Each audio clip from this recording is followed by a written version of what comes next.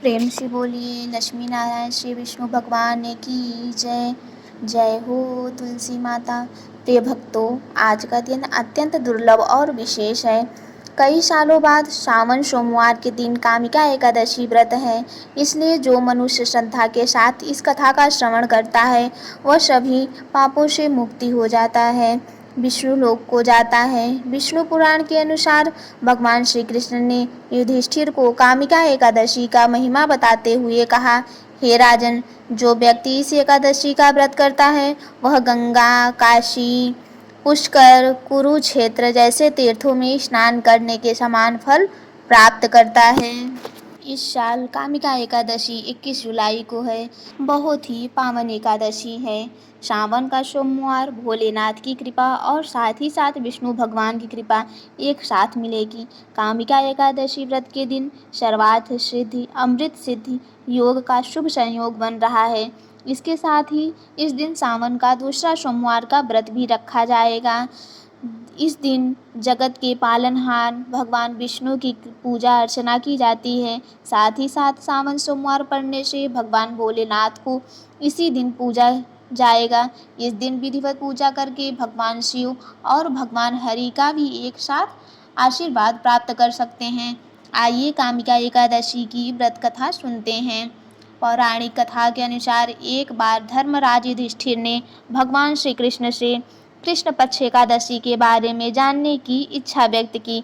तब भगवान श्री कृष्ण ने उन्हें कामिका एकादशी का पूर्ण महात्म्य बताया, जो ब्रह्मा जी ने नारद जी से कहा था और वह कह सुनाया। हे राजन, मैं आपसे अब कामिका एकादशी की कथा कहता हूँ। आप इसे ध्यानपूर्वक सुने। बहुत समय पहले की बात है। एक नगर में एक जमींदार रहता था। वह स्वभाव से क्रोधी और शरीर से बहुत ही बलिष्ठ था। उसके निकट एक ब्राह्मण रहता था।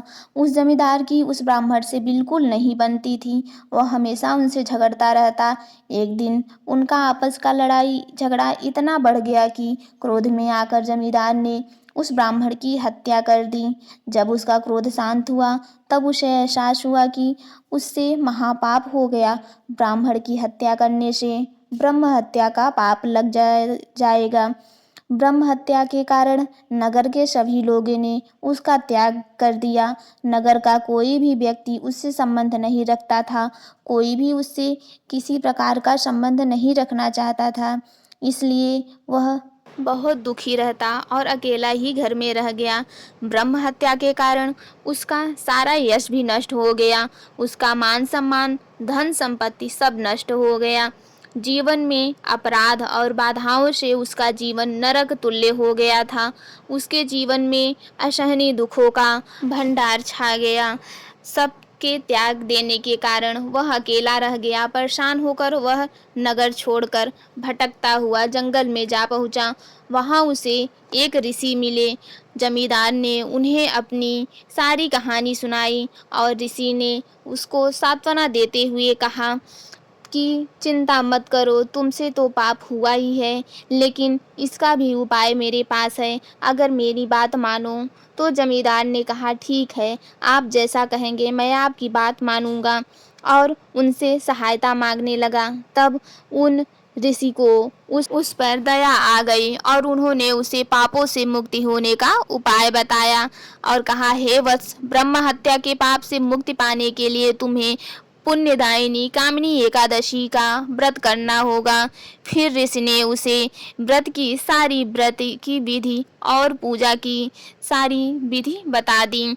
उस जमींदार ने ऋषि के कहे अनुसार कामिका एकादशी का व्रत किया और श्रद्धा से भगवान विष्णु नारायण जी का पूजन अर्चन वंदन किया और उनसे अपने पापों की मुक्ति के लिए भिक्षा मांगी। उसके सभी पापों का नाश हो गया। तो भगवान ने उसे स्वप्न में दर्शन देकर कहा, हे वत्स, अब तुम्हारे सभी पापों का निवारण हो गया है। कामिका एकादशी के व्रत के प्रभाव से तुम अब ब्रह्म हत्या के पाप से मुक्त हो गए हो। अब वह पापों से मुक्त होने के पश्चात इस लोक में सुख भोगकर अंत में मोक्ष को प्राप्त हुआ। कामिका एकादशी की बहुत ही महिमा है। यदि कोई कामिका एकादशी के पुण्यों को सीखते हैं तो उसे उसके अपराधों के लिए दंडित नहीं किया जाएगा।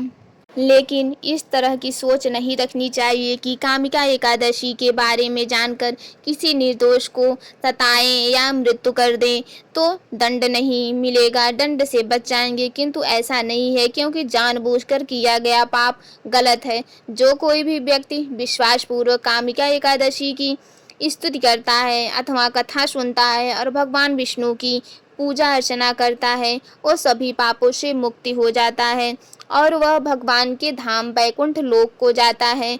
इस दिन भगवान हरि को अर्पित किया गया तुलसी का एक पत्ता सोने चांदी दान करने के बराबर है। भगवान को तुलसी के पत्ता अन्य कीमती चीज़ों से ज़्यादा प्रिय है। जो व्यक्ति तुलसी देवी को जल चढ़ाता है उसे मृत्यु के देवता यमराज से कभी डरने की आवश्यकता नहीं है।